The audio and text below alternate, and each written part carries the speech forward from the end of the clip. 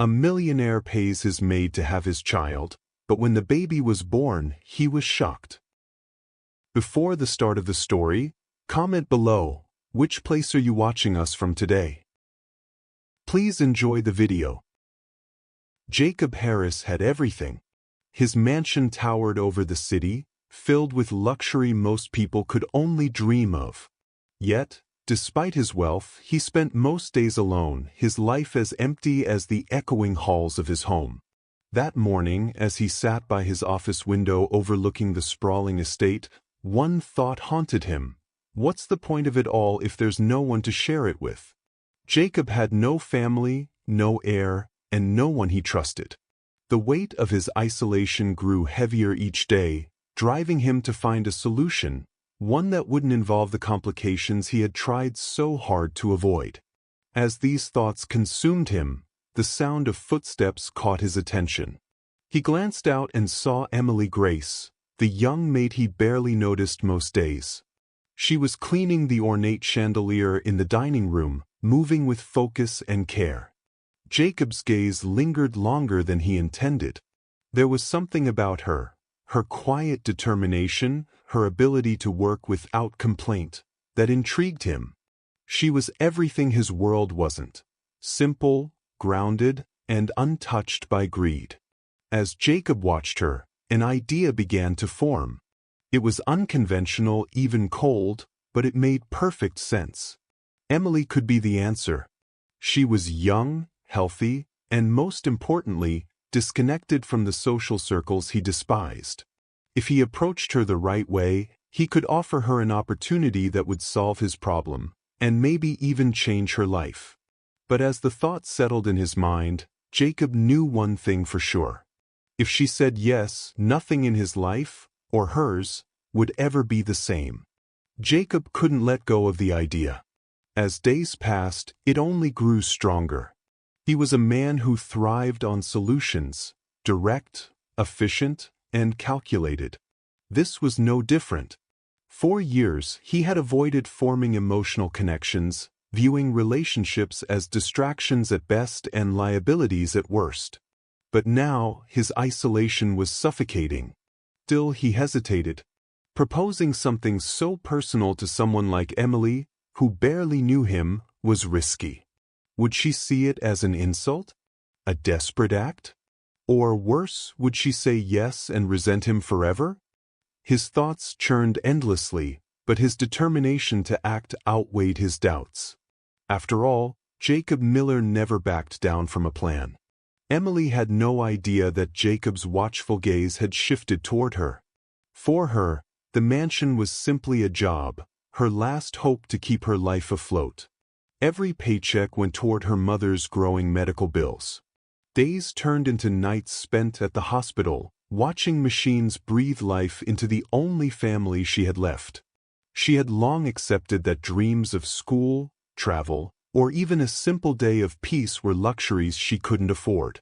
The only thing that mattered was her mother. But each month, the bills piled higher and the clock ticked louder. That evening, as Emily finished cleaning the grand staircase, Jacob's voice startled her. "Emily, come to my office. I need to speak with you." She froze, her heart sinking. Jacob rarely spoke to the staff directly, let alone requested a private meeting. What had she done wrong? Did he think she had broken something? Stolen something? Her mind raced as she followed him down the hall, her footsteps echoing like a drumbeat of anxiety. The office was intimidating. Shelves stacked with leather-bound books towered over a massive mahogany desk. Jacob sat behind it, his posture stiff, his hands clasped tightly. "Sit," he said, motioning to the chair across from him. Emily obeyed, her hands fidgeting nervously in her lap.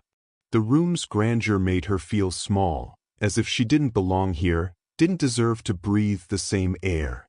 Jacob took a deep breath and leaned forward. "I'll get straight to the point." Emily braced herself, her mind flashing to worst-case scenarios. "I want you to have my child." The words hung in the air, sharp and surreal. Emily blinked, convinced she had misheard. "Excuse me," she whispered, her voice barely audible. I want you to have my child, Jacob repeated, his tone calm, as though he were discussing a business deal. It will be done through artificial insemination. No physical involvement. After the birth, you'll leave the baby with me and be compensated handsomely. Emily's jaw dropped. This wasn't happening. It couldn't be happening. Why me? She finally managed to ask, her voice shaking. Jacob leaned back, his expression unreadable. Because you're trustworthy, discreet, and unattached. You need the money, and I need an heir. It's a simple arrangement. Simple? The word echoed in Emily's mind. Nothing about this felt simple. You can't be serious, she said, her voice rising. I am, Jacob replied, his tone unyielding. I'm offering you enough money to change your life, to solve the problems I know you're facing. Emily's heart pounded. Her mother's face flashed in her mind. The doctors had warned her, without surgery, time was running out. She had tried everything, begged everyone, but the amount they needed was impossible. And now, here was Jacob, offering a solution, a lifeline. But at what cost? I need time to think about this, she stammered, rising shakily to her feet.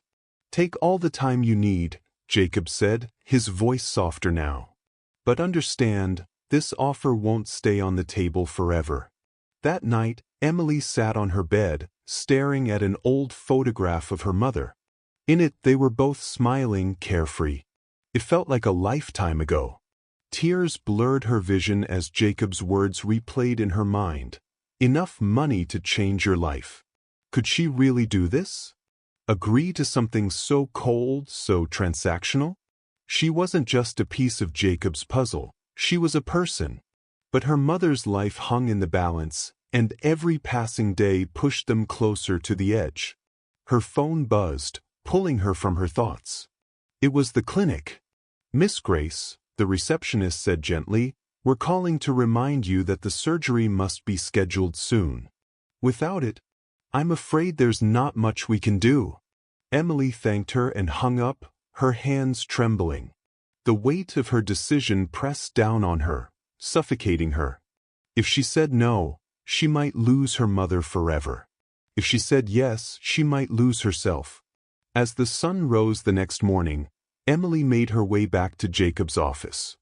Her mind was a storm, but one thought cut through the chaos. She couldn't let her mother die. Jacob looked up as she entered. Have you decided? He asked, his voice steady but expectant. Emily met his gaze, her own eyes filled with a mix of determination and resignation. I'll do it, she said, her voice firm despite the lump in her throat.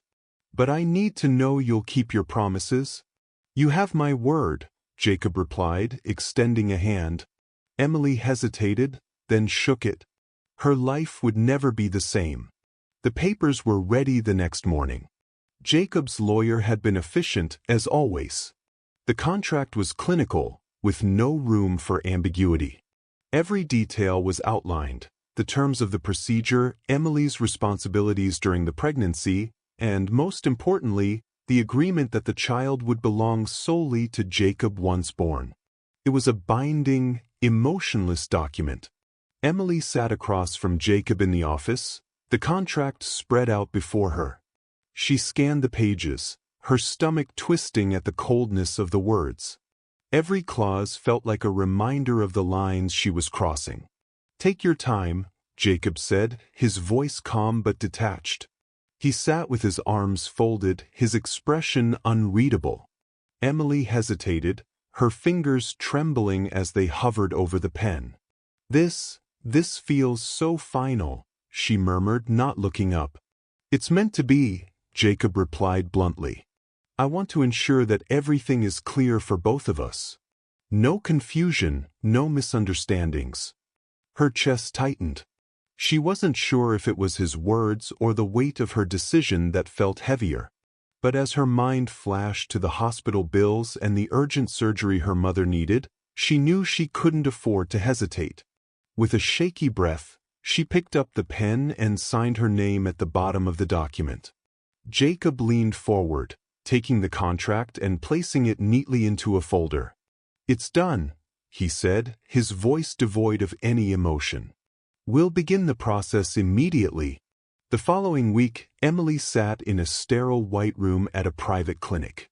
The doctor explained the artificial insemination procedure in calm, clinical tones, while Jacob sat silently beside her. His presence was disconcerting not because he spoke much, he didn't, but because his watchful gaze felt so deliberate. "Everything is set," the doctor said, breaking the silence. "The procedure should be straightforward." Emily nodded, though her heart felt anything but steady. Jacob remained still, his face giving nothing away. The process itself was quick and impersonal, leaving Emily feeling like just another number on a chart. When it was over, Jacob thanked the doctor and helped Emily to her feet. "You did well," he said as they left, his tone neutral, as though she had completed a task. Weeks passed before Emily received the news. The insemination had been successful. She was pregnant. The realization hit her like a tidal wave. The life growing inside her was no longer an abstract concept. It was real, real enough to bring her both joy and fear. That night, she sat on the edge of her bed, her hand resting on her stomach. What would it mean to carry a child she would never call her own? And what kind of man was Jacob, the father of this baby? Her thoughts were interrupted by a knock at her door. Jacob stood there, his posture as formal as ever. "I've arranged for you to move into the mansion," he said without preamble. "It will be easier to monitor your health, and you'll have access to better care." Emily blinked, caught off guard. "Move in? Isn't that a bit much?" "It's practical," Jacob replied. "I want to ensure everything goes smoothly. Besides, you'll have your own space. You won't be disturbed." She wanted to argue but couldn't find the strength. Deep down, she knew he was right. The cramped apartment she shared with her mother wasn't ideal for a pregnancy, and she couldn't risk any complications. "Fine," she said quietly. "I'll move in." The mansion felt even larger and colder now that Emily was living there full-time. Jacob had assigned her a suite on the east wing, far from the rooms he occupied. The space was beautiful, with its high ceilings and elegant furnishings, but it felt like a gilded cage. Days turned into weeks as Emily adjusted to her new reality. Her routines were carefully monitored by Jacob, who insisted on accompanying her to every doctor's appointment. His concern seemed practical rather than personal, but it was there nonetheless. "Have you eaten today?" he asked one afternoon as she sat on the porch, staring blankly at the garden. Emily looked up, startled by the question. "Yes," she said hesitantly. "Why?" "You seem tired," he replied, his eyes narrowing slightly. "If there's anything you need, let me know." His words caught her off guard. They weren't warm, but they weren't cold either. For a moment, she saw a glimpse of something beneath his carefully constructed exterior, something almost human. One particularly warm morning, Emily decided to organize her suite, hoping the activity would distract her from the unease that constantly lingered. She had been working for hours when a sudden wave of dizziness hit her. She stumbled, clutching the edge of a chair for support. Moments later, Jacob appeared in the doorway, his face uncharacteristically tense. "What happened?" he demanded, his voice sharp. "Nothing," Emily said quickly, brushing him off. "I just stood up too fast." Jacob frowned, stepping closer. "You're not supposed to overexert yourself," he said firmly. "The doctor was clear about that." "I'm fine," she insisted, though her voice wavered. Jacob's jaw tightened. "This isn't about you anymore, Emily. It's about the baby. If you won't take care of yourself for your own sake, then do it for them." His words stung, but they also struck a chord. Emily nodded reluctantly, and Jacob's expression softened slightly. "If you need help with anything, just ask," he said before leaving the room. That night, Emily lay awake, replaying the encounter in her mind. Jacob's concern, though stern, had felt genuine. It was a side of him she hadn't seen before, a side she wasn't sure how to handle. Their relationship began to shift in small, subtle ways. Jacob started checking in on her more frequently, asking questions about how she was feeling and whether she needed anything. His gestures were never overly warm, but they carried an undertone of sincerity that made Emily question everything she thought she knew about him. One evening, as they sat in the garden after dinner, Jacob surprised her by bringing a small gift, a journal. "For the baby," he said simply. "You can write down your thoughts, or anything you want to remember." Emily stared at the journal, her heart aching with a mix of gratitude and confusion. "Thank you," she said softly, her fingers brushing the leather cover. Jacob nodded, his gaze distant. "I thought it might help." Jacob had always prided himself on being a man of action, but when it came to preparing for fatherhood, he found himself at a loss. One evening, he stood in the nursery, staring down at a pile of unassembled crib parts. The instructions might as well have been written in another language. Emily, passing by with a laundry basket, paused in the doorway. "Need some help?" she asked, a hint of amusement in her voice. Jacob straightened, clearing his throat. "No, I've got it under control." She smirked, setting the basket down. That's why you're holding the manual upside down." He glanced at the booklet in his hands, flipping it quickly. "It's a tactical approach," he muttered. Unable to resist, Emily stepped into the room. "Scoot over. Let's do it together." For the next hour, they worked side by side, laughing at Jacob's clumsy attempts to follow her directions. At one point, he dropped a bolt, and Emily leaned down to retrieve it, her growing belly making the movement awkward. "Careful," Jacob said, his voice soft with concern. "You shouldn't strain yourself." "I'm fine," she replied, but the way he hovered nearby, ready to catch her, warmed her heart. When they finally finished assembling the crib, Jacob stepped back to admire their handiwork. "Not bad for a first try," he said, a rare grin breaking through his usual stoicism. Emily smiled. "See? You're already figuring out this whole dad thing." Another evening, Emily found Jacob sitting in the conservatory, a book in his hands. She moved closer, curious. "What are you reading?" He held up the cover. It was a parenting guide, the kind with cheerful illustrations of babies and their overly enthusiastic parents. "I didn't take you for the how-to book type," Emily teased, sitting beside him. He shrugged. "I like to be prepared." Emily glanced at the page he had open. It was about swaddling techniques. "You know, the nurses will show you how to do that at the hospital." "Still," he said, not looking up from the book, "it doesn't hurt to practice." She watched him for a moment, a mix of admiration and tenderness swelling in her chest. Jacob Miller, the man who once approached everything with cold precision, was now studying how to hold a baby. The thought made her smile. "You're going to be a great dad," she said softly. He finally looked at her, his expression uncharacteristically vulnerable. "I hope so." "You will," she reassured him. "Because you care. That's all that matters." As weeks turned into months, Emily's pregnancy progressed, and so did the subtle shifts in her relationship with Jacob. The walls of the mansion, once cold and imposing, began to feel less like a prison and more like a place of unexpected refuge.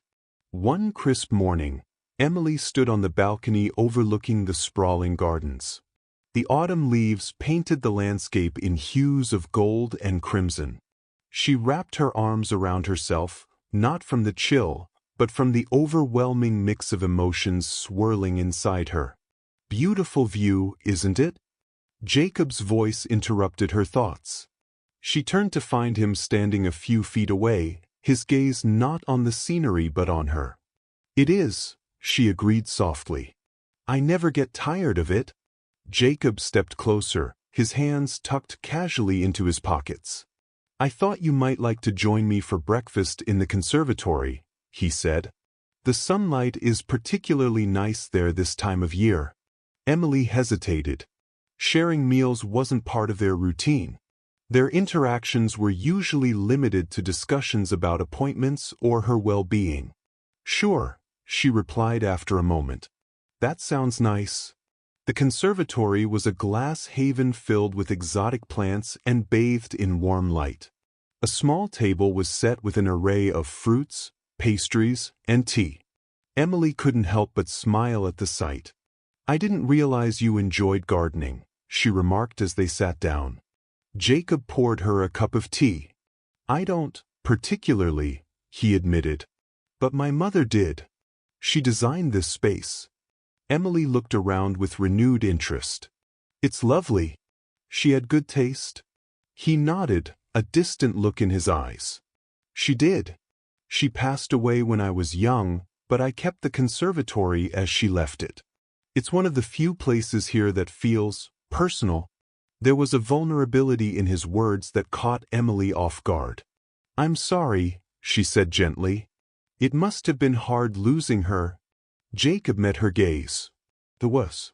My father wasn't around much after that. The staff raised me more than he did." He paused as if weighing his next words. "I suppose that's part of why I approached things the way I did, with you." Emily stirred her tea, contemplating his admission. "What do you mean?" He sighed lightly. "I'm not accustomed to close relationships. Business has always been straightforward, predictable. I thought this arrangement would be the same. But it's different." She looked at him, seeing a flicker of uncertainty beneath his composed exterior. "People aren't transactions, Jacob," she said softly. "You can't control everything." A faint smile tugged at his lips. "So I've been told." They shared a quiet moment, the tension easing just enough to allow a comfortable silence. For the first time, Emily felt they were two people sharing a genuine connection, rather than just parties to a contract. As winter settled in, Emily found herself spending more time with Jacob. They began sharing dinners, discussing books, and even taking walks in the snow-covered gardens. Jacob's demeanor softened, his conversations less guarded.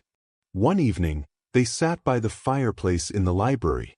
The flames cast a warm glow, illuminating the rows of books that lined the walls. Emily ran her fingers over the spines of the volumes nearby. "You've read all of these?" she asked. Jacob glanced around. "Most of them. My father insisted I be well-read. It was one of the few things we agreed on." She pulled a book from the shelf. "May I?" she asked. "Of course." She settled back into her chair, opening the book to a random page. As she began to read, Jacob watched her, an unreadable expression on his face. "Emily," he said after a while, his tone hesitant. She looked up. "Yes?" He seemed to grapple with his words. "I wanted to apologize for how I handled things in the beginning. I realize now that I was insensitive." She closed the book, giving him her full attention. "Thank you," she said sincerely. "I appreciate that." He nodded slowly. "You've shown me a different way of looking at things." "I didn't expect that." Emily smiled gently. "People can surprise you if you let them." He held her gaze, and for a moment, the air between them seemed to shift. There was an unspoken understanding, a shared acknowledgement of the growing bond they both felt but hadn't yet named. However, not all moments were serene. As the pregnancy advanced, Emily grappled with conflicting emotions. She had agreed to give up the baby, but with each passing day, the idea became more painful. The little kicks, the heartbeat during checkups, it was all becoming so real. One night, unable to sleep, she wandered into the nursery that Jacob had prepared. The room was immaculate, filled with everything a newborn could need. She ran her hand over the edge of the crib, her heart aching. "You're up late?" She turned to find Jacob at the doorway, his expression soft in the dim light. I couldn't sleep, she admitted. I keep thinking about everything. He stepped into the room. Is something bothering you? She hesitated, then decided to be honest. I'm scared, she whispered. I thought I could do this, but now, I don't know. The idea of handing over the baby and walking away feels impossible. Jacob's face tightened with concern. Emily, She shook her head, tears welling in her eyes. I know we had an agreement, but things have changed. I've changed. He approached her cautiously. I never wanted to cause you pain. She met his gaze. I believe that, but we can't ignore how we feel. At least I can't. Jacob reached out, gently placing a hand on her shoulder. Neither can I, he admitted. This was never just about an heir. Not anymore. Her heart pounded. What are you saying? He took a deep breath. I'm saying that I don't want you to leave. That perhaps we could find a different path forward. Together. Emily searched his eyes, looking for any hint of insincerity but found none. Jacob, are you sure? He nodded. I've never been more certain. The next day, they sat down to discuss what their future might look like. It was uncharted territory for both of them. Trust didn't come easily, and fears lingered, but they agreed to take things one step at a time. As they navigated this new chapter, external pressures began to mount. Word of Emily's presence in Jacob's life had reached the outside world, sparking rumors and unwanted attention. Reporters sought any scrap of information, and whispers circulated among Jacob's business associates. One afternoon, Jacob received a call from his lawyer. Jacob, there's talk among the board members. They're concerned about your personal affairs affecting the company. He hung up the phone, frustration etched on his face. Emily noticed his tension. Is everything okay? He hesitated before answering. There's concern about how our situation might impact my business. She frowned. I'm sorry. I didn't mean to cause trouble. He shook his head. You're not causing trouble. This is my issue to handle. Despite his words, Emily couldn't shake the feeling that she was a complication in his otherwise orderly life. The fear of being a burden resurfaced, and she withdrew slightly, unsure of her place. Their relationship hit a rough patch as doubts crept in. Emily wondered if Jacob would eventually resent her, while Jacob feared he might lose the progress he'd made in opening up. One evening, after a particularly strained day, Emily found Jacob in the conservatory, staring out into the night. Jacob, she began softly. He turned, his expression weary. I didn't hear you come in. She took a step closer. We need to talk. He sighed, nodding. I know. She gathered her courage. Maybe this was a mistake, she said, her voice barely above a whisper. Maybe I should leave after the baby is born. His eyes flashed with alarm. Don't say that. I don't want you to go. Tears welled up in her eyes. I don't want to go either, but I don't want to be the reason your life falls apart. He closed the distance between them, taking her hands in his. Emily, my life was empty before you came into it. The business, the money, it means nothing without someone to share it with. She searched his face. Are you sure? Because I can't bear the thought of you regretting this. He cupped her face gently. I'm more certain of this than I've been about anything. I want us to be a family. A tear rolled down her cheek. I want that too. They embraced, both holding on tightly as if to solidify their unspoken promise to each other. The following weeks tested both Jacob and Emily in ways they hadn't anticipated. The news of Emily's pregnancy and her connection to Jacob had spread beyond the confines of the mansion. Gossip columns speculated wildly, painting her as a gold digger and Jacob as a man spiraling into scandal. The worst blow came during a board meeting when one of Jacob's senior partners, a man he had worked with for years, expressed his doubts openly. Jacob, this situation with the girl, the man said, not even bothering to use Emily's name, is becoming a liability. Investors are concerned about your priorities. Jacob's jaw clenched, his usual calm slipping. My priorities are exactly where they need to be. This doesn't affect my ability to run the company. The man leaned forward, his voice sharp. Perception matters, Jacob. You built this empire on discipline and control. This situation doesn't project either. Jacob left the meeting with a storm brewing inside him. The idea that Emily and the child could be seen as a situation infuriated him. When he returned to the mansion, he found Emily sitting on the nursery floor, folding tiny clothes into neat piles. She looked up at him with a tired smile, but it faded when she saw the tension on his face. "Bad day?" she asked softly. He sat down beside her, running a hand through his hair. "The board thinks you're a distraction. That this is a mistake." Emily's hands froze mid-fold. "Maybe they're right," she said quietly. "Maybe I don't belong in your world." Jacob turned to her, his expression fierce. "Don't say that. You belong here more than any of them." She looked at him, tears welling in her eyes. "But I don't want to make your life harder, Jacob.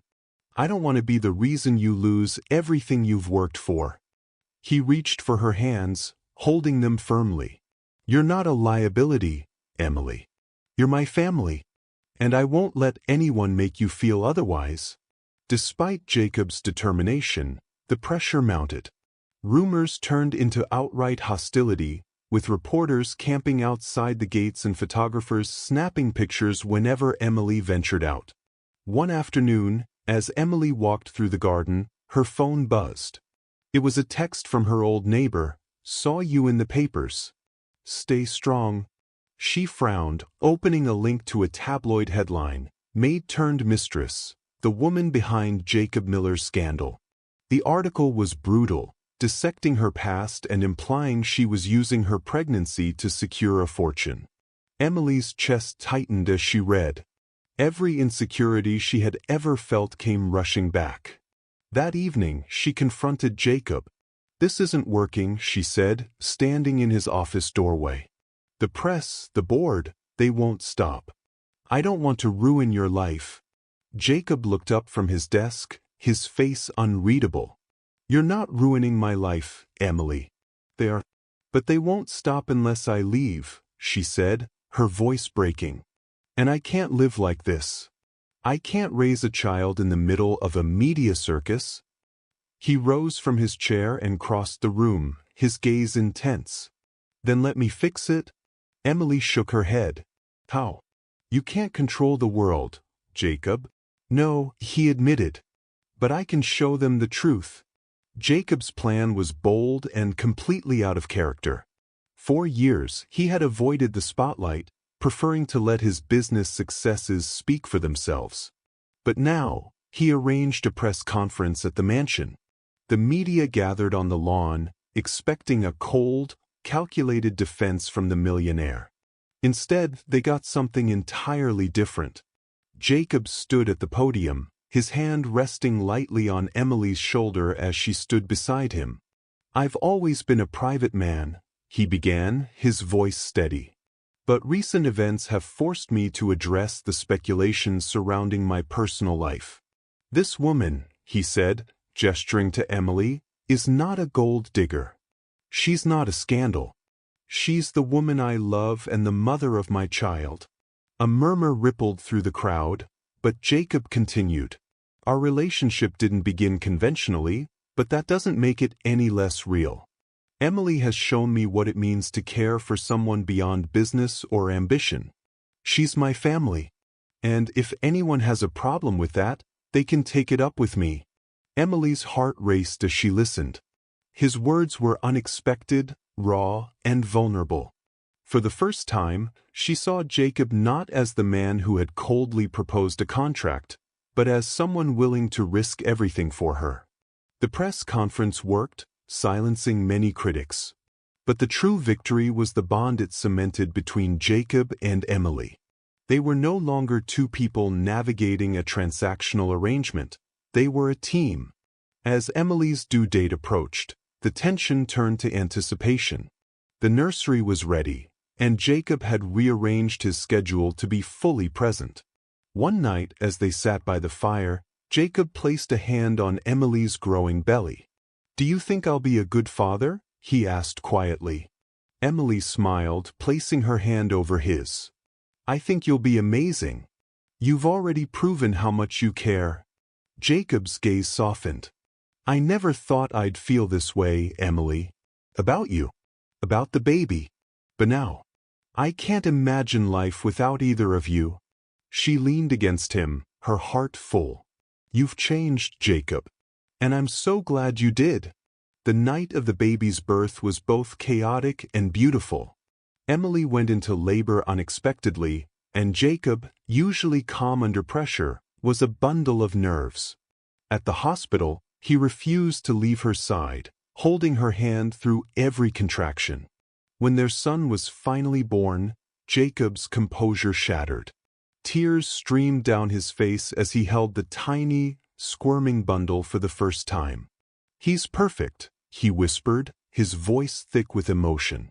Emily watched him, her own eyes filled with tears.